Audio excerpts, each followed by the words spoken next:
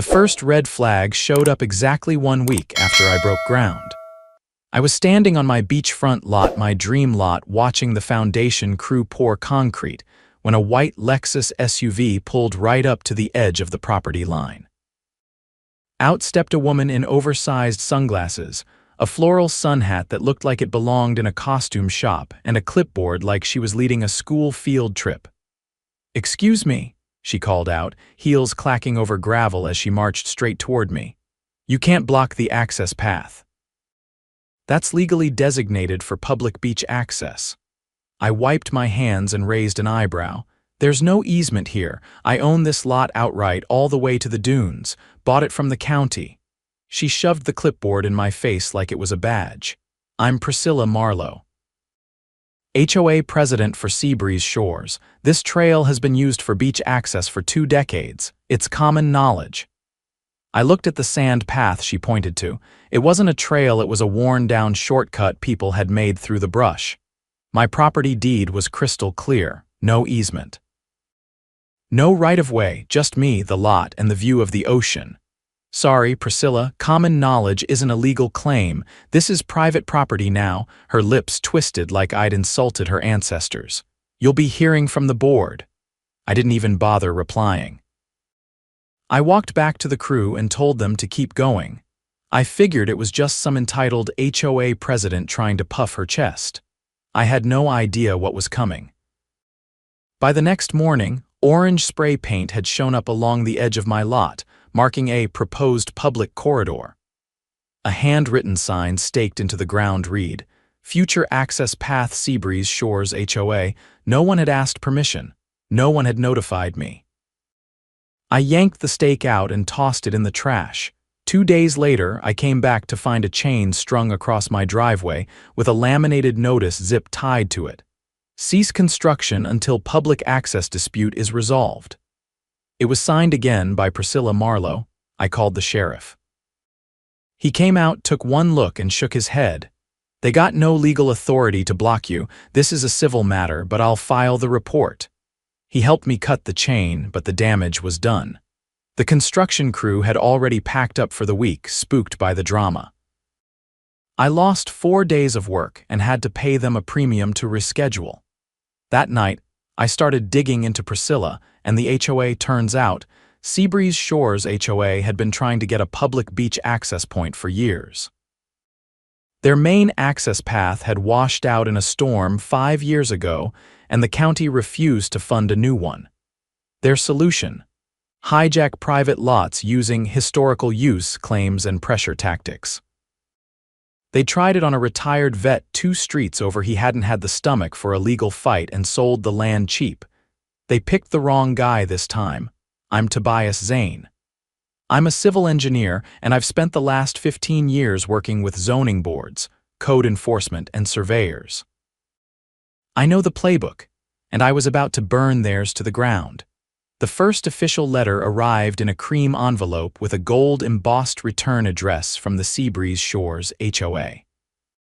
Inside was a typed demand for unimpeded community access to the shoreline, citing something called prescriptive easement rights and alleging I was interfering with neighborhood tradition.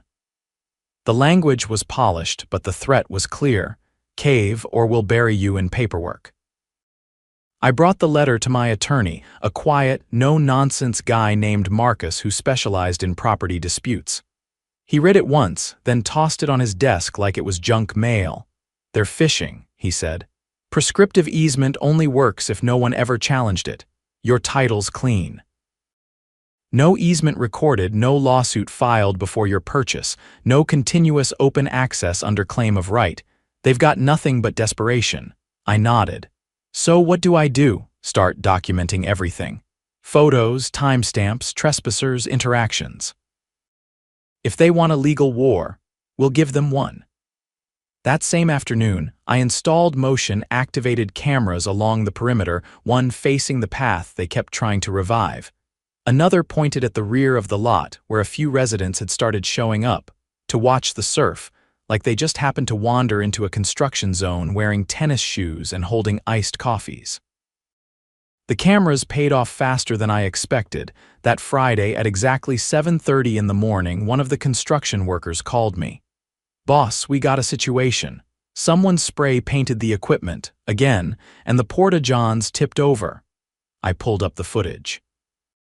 A group of 3 teenagers, none over 17, had walked straight onto the property at 2 in the morning, carrying backpacks. They tagged the backhoe, flipped the portable toilet, and vanished toward the HOA side of the community. I turned the footage over to the county deputy, who recognized one of the kids immediately. His mother was on the HOA board. That opened the floodgates. The sheriff's office sent out a deputy to take statements. The mother tried to downplay it, calling it harmless mischief, but the deputy wasn't buying it. Property damage, trespassing, and vandalism weren't misdemeanor pranks. They were charges, especially when it involved commercial equipment and a construction site. Meanwhile, I filed an injunction against the HOA to prevent further interference. Marcus drafted it in a single afternoon. The judge signed off within 3 days. Legally, they were barred from making any physical alterations, posting signs, or stepping foot on my property. But Priscilla wasn't done. The following week, I received a certified letter from the County Code Enforcement Office. It claimed that my build site violated coastal vegetation preservation ordinances and demanded an immediate halt to construction pending review. I drove straight to the county office and asked for the report. The clerk, a kind woman with frizzy hair and a Diet Coke habit, handed it over with an apologetic glance. "The complaint was submitted anonymously," she said. "But it does reference drone footage and claims of dune grass destruction." I flipped through the photos. Aerial shots, clearly taken by a drone, focused on the edges of my lot where the brush had been cleared before the concrete pour. The problem? That brush wasn't dune grass. It was invasive ice plant. The county had classified it as non-native and encouraged removal. I asked to speak with the coastal inspector, a guy named Darren who'd been working the district for over a decade. We met the next day on the lot. He checked the flagged area, compared it to his field manual, and laughed under his breath. "This is ice plant," he said, crouching to snap a photo. "If anything, you did us a favor. I'll clear this in my report." That should have been the end of it. It wasn't. 1 week later, I caught Priscilla herself on camera. She was standing just beyond the property line, pointing something toward my house in progress. When I zoomed in on the footage, I saw the device, a laser rangefinder. She was measuring distances. I confronted her the next day when I saw her parked near the cul-de-sac, scribbling into the clipboard again. "Lose something?" I asked, stepping between her and the lot, her eyes narrowed. "Just verifying the setback compliance. Someone has to keep the neighborhood standards in check. Not your neighborhood, not your standards, you're trespassing." "I'm on public property," she said, motioning to the street. "Sure you are," I said, holding up my phone, "which is why I'm recording this. And why the county now has a file on you, including the drone footage you submitted anonymously." She blinked, once, just long enough for the mask to slip. "You think you're clever," she said. "But we'll see what the Environmental Board has to say, or the Historical Society, or the media. People don't like it when outsiders come in and fence off the beach." So that was the angle, public pressure. If she couldn't win legally, she'd stir up outrage. Paint me as the villain, the greedy outsider who blocked families from their sacred sand. I needed to flip the script fast. That weekend, I invited a few neighbors from the adjacent street, people unaffiliated with Seabreeze Shores, for a cookout. We grilled, talked shop, and I told them exactly what was going on. One of them, a local surf shop owner named Illy, nearly choked on his burger. "They've been trying to push access through here for years," he said. "Used to be old man Hal's place. They harassed him till he moved to Ocala, said they'd take care of the property, and then tried to turn it into a community boardwalk." Another neighbor, Maria, nodded. "They posted on Nextdoor claiming they had beachfront restoration plans, but they never got permits. Then they said the land was abandoned. I asked if they'd be willing to give statements. They agreed without hesitation. By Tuesday, Marcus had drafted a cease and desist backed by witness affidavits. We also filed a complaint with the County Ethics Board, citing abuse of zoning influence and harassment. The drone footage, Priscilla's unauthorized surveying, and the trespassing teens, all of it went in the packet. Then the real bomb dropped. Late Thursday afternoon, a deputy called me. "We executed a warrant on a drone registered to a Seabreeze Shores Board member," he said. "Turns out it wasn't just your lot they were filming. They flew over 3 other properties. One of them had a minor sunbathing in the backyard. Parents are pressing charges." That pushed the investigation into criminal territory. By the following Monday, 2 HOA board members had resigned. The third lawyered up. Priscilla, she doubled down. Claimed she was being politically targeted and called a community meeting to rally support. I went, of course. The room was packed, maybe 50 people crammed into the Seabreeze Shores clubhouse. Priscilla stood at the front, framed by a giant printout of a beach access plan complete with little benches and native plantings. She launched into a speech about restoring community values and preserving generational access. When she opened the floor for questions, I raised my hand. "Tobias Zane," I said. "Owner of the beachfront lot this whole thing's about." The room went quiet. "I have a copy of my property deed here. I also have photos, certified footage, and legal documents proving there's no easement, no right-of-way, and no historical claim to access through my land. What I do have is evidence of wiretapping drones, trespassing, vandalism, and surveillance." I held up a folder. "And I've filed a criminal complaint with the county, including witness statements from your own neighbors." Priscilla's face drained of color. She opened her mouth, but nothing came out. I turned to the crowd. "You want beach access? Petition the county for a new trail. I'm not your solution, and I'm not your victim." No one applauded, no one booed, they just stared. And slowly, people began to leave.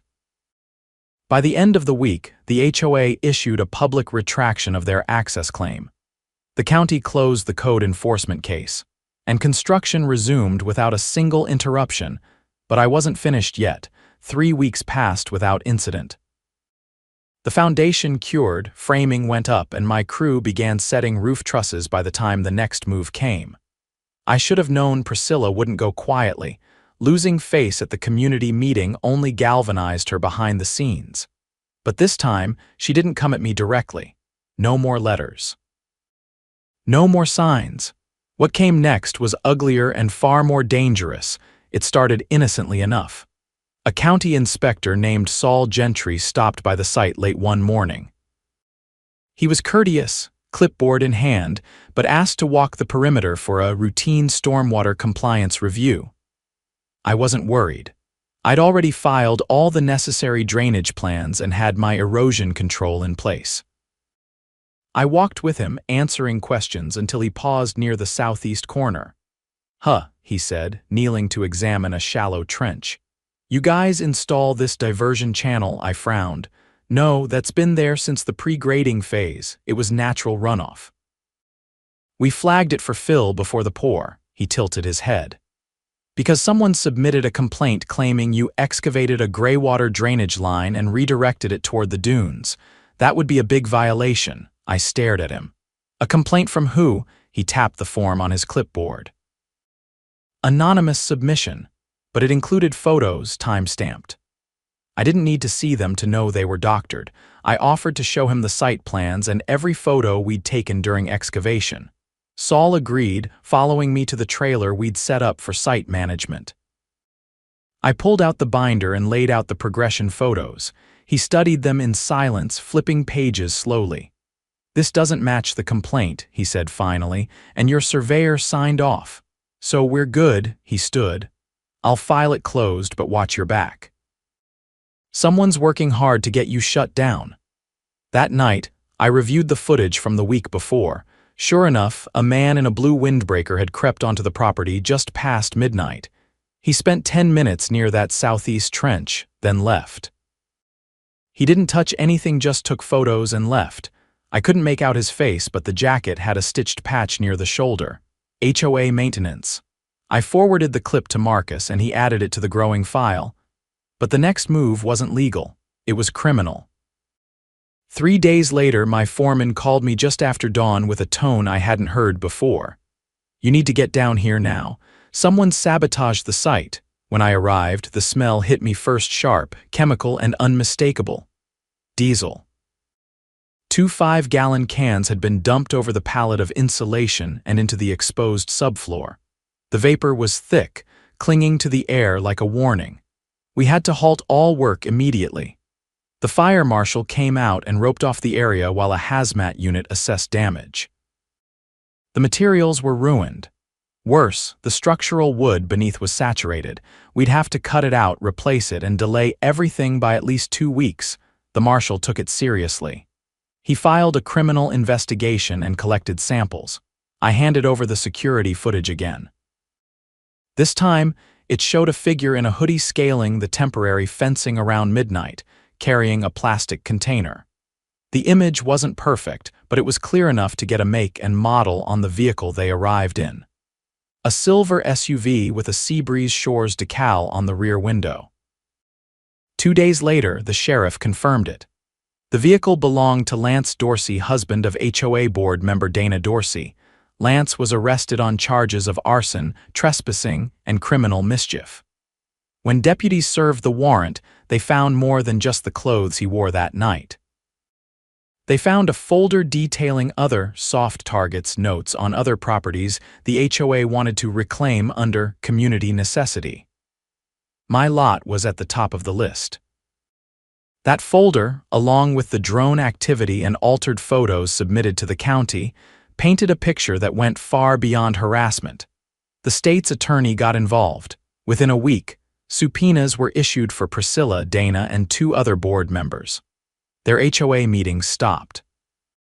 The clubhouse was shuttered.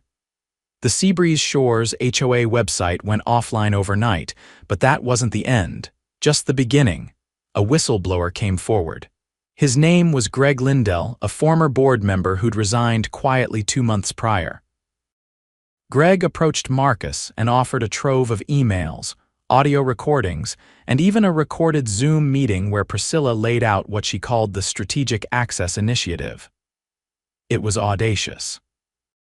She'd proposed fabricating easements through usage patterns, staging community events near my lot to create the appearance of long-term access, and lobbying local reporters to frame the story as one of wealthy outsider excludes public. The drone flights were part of that plan. So were the surveillance photos, the fake environmental complaints, and the pressure on code enforcement. Greg had audio of her saying, "We just need to make it look like they're the aggressors, and we're just preserving what's always been ours. Once public sentiment turns, the county will fold." Instead, the county opened a formal probe into the HOA. The district attorney announced charges against Priscilla and Dana for conspiracy to commit property crime and filing false claims with county agencies. Lance's arson charge was upgraded to a felony. And the HOA, it was placed under temporary receivership by a court-appointed administrator. Still, my lot was a mess. Construction was on hold pending environmental clearance after the diesel spill. Insurance was slow to come through, and the hazmat cleanup stretched into the 2nd month. But neighbors kept showing up, not just to watch, but to help. Illy from the surf shop brought water and sandwiches to the crew. Maria helped circulate a petition calling for a full audit of the HOA's finances. Turns out, Priscilla had used community funds to pay for the drone equipment, the printing of access signs, and even a private investigator to dig into my background. The petition gained over 300 signatures in 5 days. The court-appointed HOA administrator, a retired municipal judge named Clara Wexley, held an emergency town hall. I went, more out of curiosity than anything else. She stood at the front of the room and laid it out, calm and firm. Seabreeze Shores HOA has violated its charter by engaging in activities beyond the scope of its authority. We are launching a full forensic audit of its expenditures and will be reviewing all board actions from the last 5 years. Someone from the back asked whether Priscilla could return. Clara didn't hesitate. She's permanently barred from holding any HOA position in the state of Florida, and depending on the result of the financial audit, she may be facing restitution claims. The room broke into low murmurs. Some people were shocked, others looked relieved. I just sat back, arms crossed, letting it all sink in. Later that evening, Marcus called with an update. "Looks like the DA wants to offer you a victim impact statement," he said. "They're pushing for the maximum on the conspiracy charges. Could help if you want to take civil action." I didn't answer right away. I was standing on the edge of the lot watching the waves roll in. The cleanup crew had just left. The land was quiet again. Not peaceful exactly, but getting there. "Let's file," I said finally. "I want every dime back.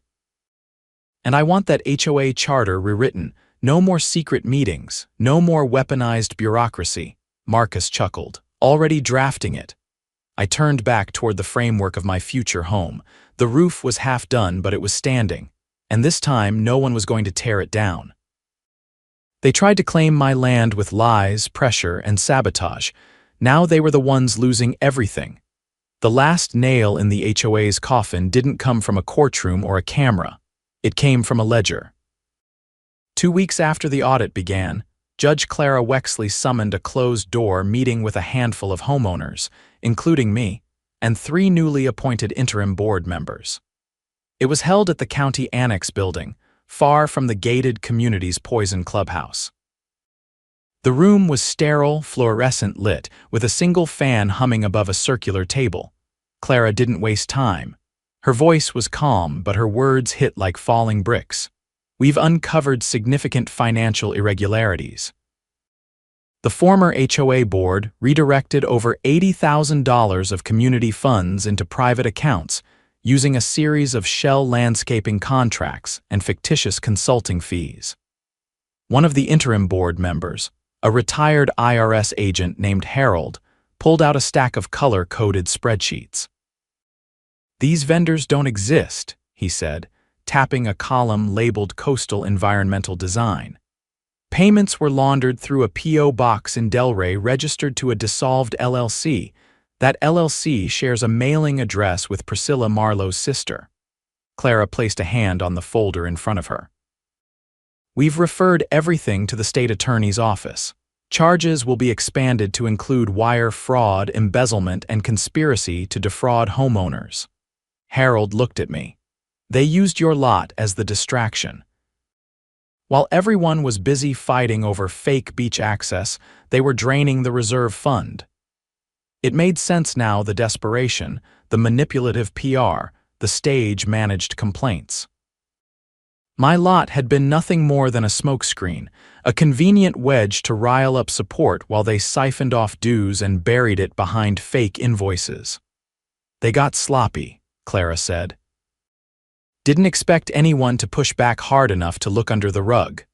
Another interim board member, Angela, a retired school principal with a sharp gaze, leaned in. "We're notifying every homeowner about the misappropriation. Some may want to pursue civil claims. The board's insurance won't cover fraud, so the restitution will come from personal assets." I didn't say anything. I didn't need to. My satisfaction wasn't the shouted kind. That night I walked the perimeter of my lot, boots crunching softly over gravel. The framing crew had begun drywall installation, and a light wind rolled off the ocean. The house was becoming real now, not just an idea or a battleground. For the first time in months, there was nothing taped to the fence, no strangers lurking near the edge, no signs warning of imaginary trails. 3 days later, the lead investigator from the sheriff's department called to let me know the arrest warrants had been served. Priscilla, Dana, and Lance were all taken into custody without incident. The 4th board member, a man named Elliot who'd handled communications, had fled the state the day before and was picked up at a motel in Savannah. They didn't walk away in handcuffs from some dramatic raid. The deputies had simply knocked, handed them the charges, and walked them out into the daylight. Their mugshots hit the local news by sunset. The fallout spread fast. Homeowners flooded the county's complaint line with demands for restitution. Several families who'd previously sided with the HOA began organizing a class action lawsuit. I wasn't part of it. I had my own case already in motion, and now it had teeth. Marcus filed an amended claim that week, listing economic damages, legal costs, and emotional distress. He had no trouble getting a court date. Judges were eager to move quickly now that the criminal charges were public. At the hearing, Priscilla's attorney tried to argue that the board had acted with the community's best interest in mind, and that no irreparable harm was proven. The judge, a no-nonsense woman in a gray robe and tortoiseshell glasses, interrupted him mid-sentence. "You submitted false environmental claims, harassed a property owner through a coordinated campaign of misinformation, and funded it with stolen money. I'd say the harm is documented quite thoroughly. She ordered full restitution for my legal expenses and property damage, plus additional statutory penalties. The final number was just over $120,000. Priscilla's face didn't move when the judgment was read. Dana looked like she wanted to disappear into her chair. Lance, who tried to play the role of the unaware husband, got the harshest sentence of all. The arson charge stuck. He was sentenced to 18 months in county lockup with 5 years probation. His plea deal required him to testify against the others. The community's new interim board voted to dissolve the HOA entirely within 60 days. With the fraud, the lawsuits, and the loss of insurance coverage, it couldn't sustain operations. The county agreed to take over basic maintenance of the public areas. The clubhouse was sold to recoup some of the stolen reserves. The buyers turned it into a surf school. When the demolition crew finally came to remove the last of the old HOA signs, I stood on my porch and watched. The sun was high, casting long shadows over the new asphalt. One of the workers waved. I raised a bottle in return. Ellie stopped by the following weekend with a gift. A framed aerial photo of the lot taken just before construction began with the words "yours." No trespassing printed across the bottom. We hung it in the entryway. Maria started a neighborhood newsletter, unaffiliated with any board, just residents sharing updates and organizing beach cleanups. She dropped off the first issue herself, printed on blue recycled paper. The lead story was about the native dune grass restoration project she'd started with volunteers on the county-owned side, where it belonged. As for me, I finished the house. It took longer than planned, cost more than I budgeted, and tested every ounce of patience I had. But it stood. Strong, clean, and utterly unclaimed by anyone but me, on move-in day, Marcus brought over a bottle of champagne. He didn't say much. Just handed me the envelope with the final settlement check from the civil case and nodded. I opened it, glanced at the number, and set it aside. "What now?" he asked. I looked out at the sea. The old shortcut trail was gone, overgrown and fenced properly. No more markers, no more phantom claims. "Now," I said, "I live." Because they didn't just lose a legal fight. They lost the lie they built everything on, and I didn't just win. I buried them with the truth.